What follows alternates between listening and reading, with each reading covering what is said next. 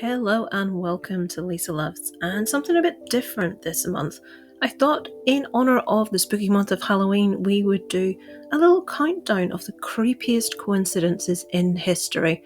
And with spookiness in mind, let's count down 13. In at number 13, the first of our twins on the list, the Jim twins.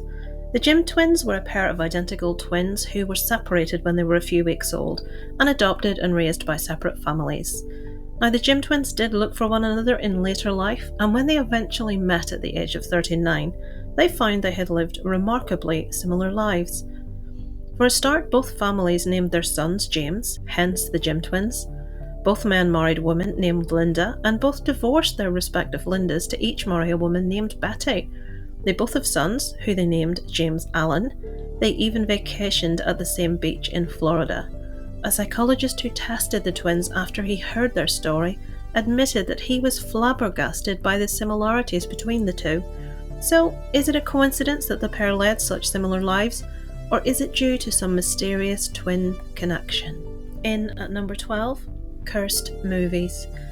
There has been talk of many curses on different movies such as Poltergeist, The Crow, but for purposes of this list we're going to talk about the 1976 movie The Omen.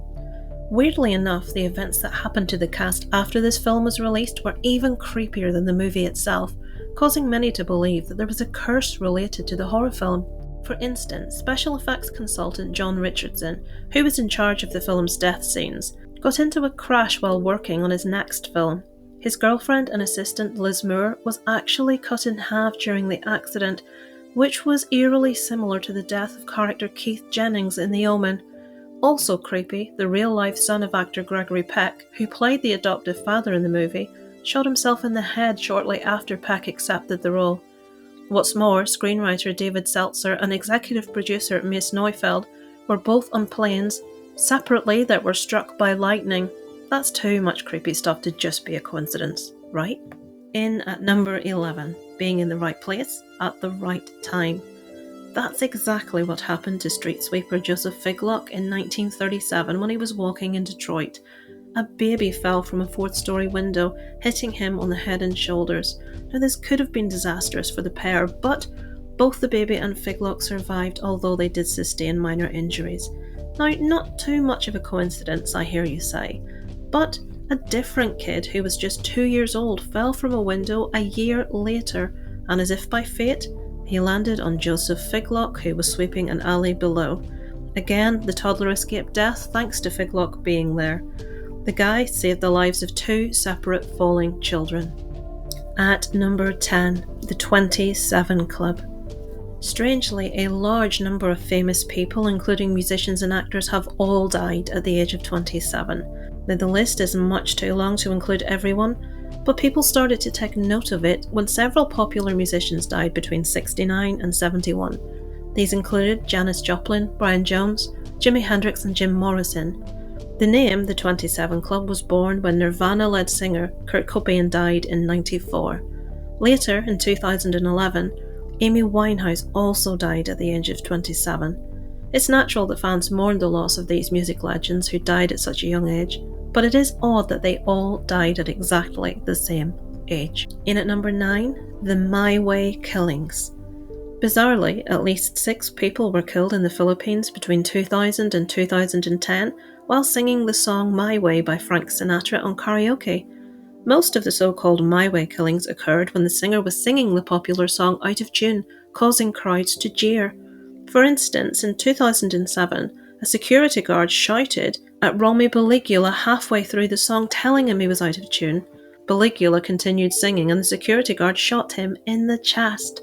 What is it about this particular song that's been linked to a number of deaths? The song has actually now been banned from many bars in the Philippines as a result of the violence. At number 8, the Hitler painting that predicted violence. This painting was painted by Franz von Stuck in 1889. It depicts the German pagan god Wotan leading a procession of the dead. The coincidence here is that this was painted in the year Hitler was born, leading some people to believe the painting predicted the evil deeds of Hitler to come. It is also said that in later years it was one of Hitler's favourite paintings. It cannot be denied the uncanny resemblance of the figure in the painting to Hitler, and has been said to be foreshadowing, as according to legend, Wotan was a god of war who would awake and lead a march of the dead through the country. Psychologist Carl Jung even linked Hitler to Wotan in 1936, saying that Wotan had awoken and resided not only in Hitler but in the German people as a whole. It could be coincidence, but it's still rather creepy. At number 7, another twin story, the twin connection. They say twins have a mysterious connection that runs deep, and that's what makes them close. You can't get any closer than these identical twins who died on the same day in 2002, on the same road, both in a collision with a lorry just 2 hours apart. The first twin was riding his bicycle in Finland when a lorry hit him. The second twin, approximately 2 hours later, was crossing the same road on his bicycle when he was also hit by a lorry. According to the police, it's unlikely that the second twin even knew of his brother's passing, as the family had not yet been informed. It's such an eerie coincidence that police officer Marjolina Hutala said, "It made my hair stand on end when I heard the two were brothers, and identical twins at that. It came to mind that perhaps someone from upstairs had a say in this." Number 6. Nebraska church explosion. In 1950, a church in Nebraska exploded a mere 5 minutes after choir practice was scheduled to start. This could have been a tragedy, but by sheer coincidence, all members of the choir were running late. Every single one of them. So when the building collapsed, luckily nobody was there. They were all late for different, random reasons. A couple of women had car trouble, so couldn't make it on time. The minister and his family were running late due to a dress needing to be ironed at the last minute. Other reasons included one choir member waking up late from a nap, one having to finish their homework, and one wanting to listen to the end of their favourite radio show. Lots of people find the story astounding, particularly because of the idea that there may have been some divine intervention involved. At number 5, King Umberto I's double. King Umberto I of Italy ran into his doppelganger by chance when dining at a restaurant. The king noticed that he looked remarkably like the restaurant owner, and they got talking. They found out they had more in common than just their appearances. They were both born on March 14th, 1844, in the same town. They both married a woman called Margherita.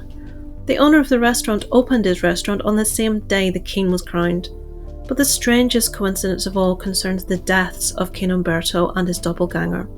On the 29th of July 1900, the king learned that the restaurateur had died in a mysterious shooting accident. As the king expressed his regret about the death, he was assassinated by an anarchist who was in the crowd.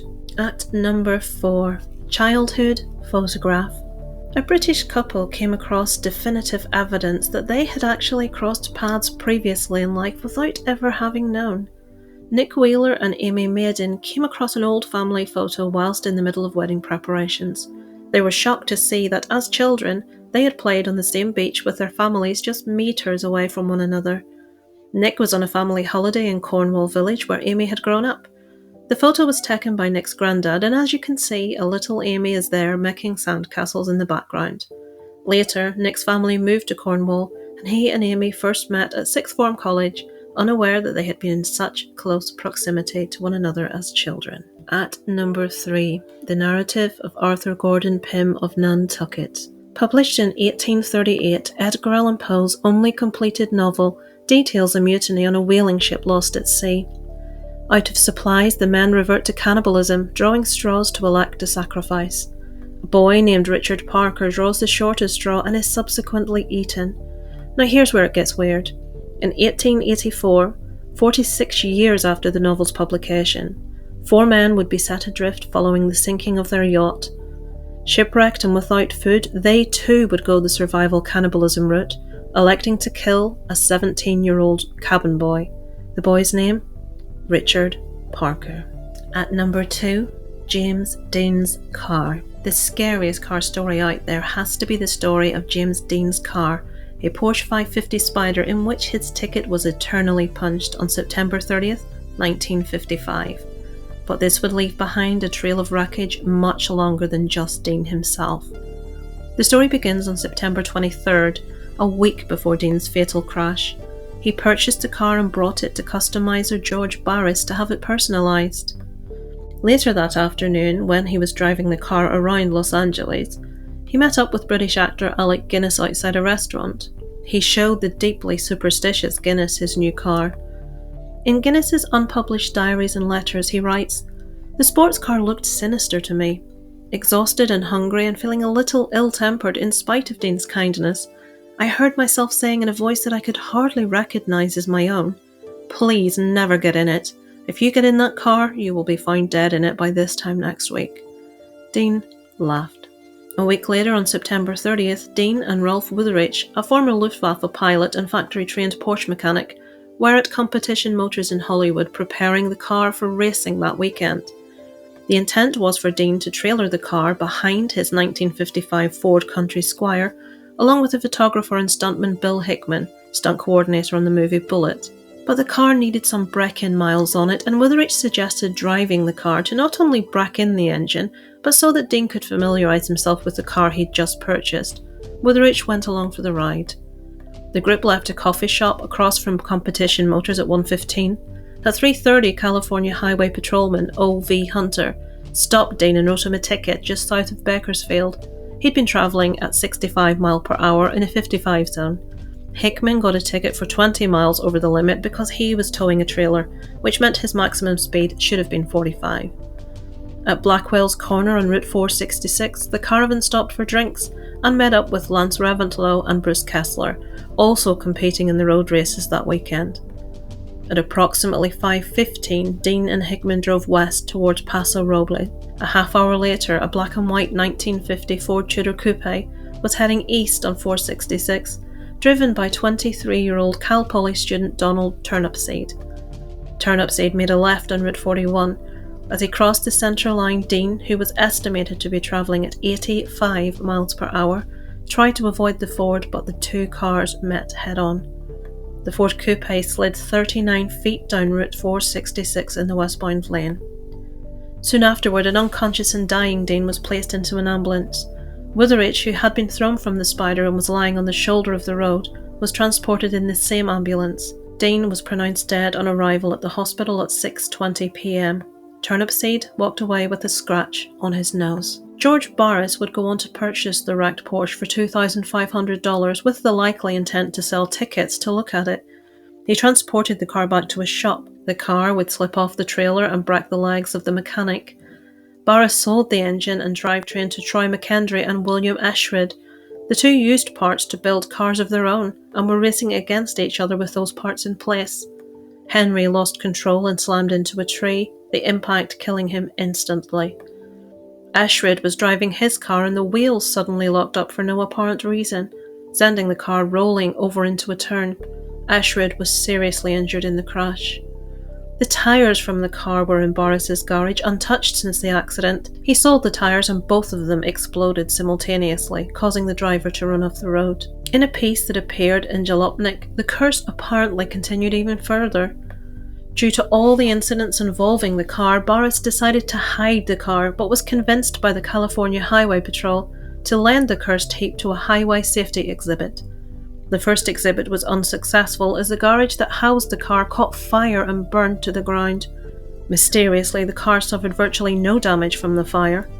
The next exhibition at a local high school ended abruptly when the car fell off its display and broke a nearby student's hip. Later, George Barkis was hauling the wreckage of the Spider on a flatbed truck and was killed instantly when the Porsche fell on him after he was thrown from his truck in an accident. Mishap after mishap continued until 1960, when the twisted debris was on loan to a safety exhibit in Miami. Following the exhibit, the wreckage and the truck that was hauling it mysteriously vanished on the way back to Los Angeles. Never have ever been seen since. And finally, number 1. We have a couple of weird instances surrounding the assassination of J.K. This isn't a conspiracy theory before you start thinking that, but a rather creepy coincidence that happened just before the assassination of President John F. Kennedy. According to a book, Johnny, We Hardly Knew You, written by a White House aide, when the Kennedys arrived in Dallas in 1963, they became aware of an anti-Kennedy advert in the local paper that had a black border, which was very similar to a funeral notice at that time. Apparently, this was particularly jarring for Jackie Kennedy. To stop her worrying, the president said, We're entering nut country today, but Jackie, if somebody wants to shoot me from a window with a rifle, nobody can stop it, so why worry about it? Those ominous words are pretty specific, don't you think? It has been argued that such an assassination attempt on important figures was unusual, as previous attempts had involved someone charging at the president with a weapon or field bombs, so it's pretty strange that JFK would just come up with that idea. Another weird coincidence that happened on the day of JFK's assassination happened in Ventura, California. A call came into a switchboard just after 10 a.m. on November 22, 1963. A 6-year employee with General Telephone Company heard a fuzzy sound, but no one spoke, so she thought the phone was off the hook. But then the whispering started. Worried the caller could be in trouble, the operator asked her co-worker to pick up too. "The president is going to die at 10:10, they whispered. Each looked at the clock. It was just a few minutes before 10:10. Minutes later, another whispered prediction came. "The president is going to die at 10:30. The operators, who believed the person was disturbed, had disconnected the call by 10:25 that morning. Then, President John F. Kennedy was riding through downtown Dallas in a motorcade. He was shot and killed at 12:30 p.m. Central Time, which would have been 10:30 a.m. California. Finally, to another phone call regarding President John F. Kennedy. A reporter of the UK's Cambridge Evening News received an anonymous call telling him to ring the US Embassy for some big news. This happened 25 minutes before the murder of John F. Kennedy. A memo written to the director of the FBI from the deputy director of the CIA tells of this strange phone call made to an unnamed senior reporter. Dated 4 days after the president's death, it reveals how far the investigation into the events in Dallas reached. The memo reads, "The British Security Service has reported that at 18:05 GMT on the 22nd of November, an anonymous telephone call was made in Cambridge, England, to the senior reporter of the Cambridge News. The caller said only that the Cambridge News reporter should call the American Embassy in London for some big news, and then hung up. After the word of the president's death was received, the reporter informed the Cambridge police of the anonymous call, and the police informed MI5. The important point is that this call was made, according to MI5 calculations, about 25 minutes before the president was shot. The Cambridge reporter had never received a call of this kind before, and MI5 state that he is known to them as a sound and loyal person with no security threat." So that's it, folks. 13 creepy coincidences for this Halloween season. I hope you enjoyed the video. If you like this kind of video, please let me know in the comments, and I will look into doing more in the future. Thank you so much for watching. Over and out from Lisa Loves.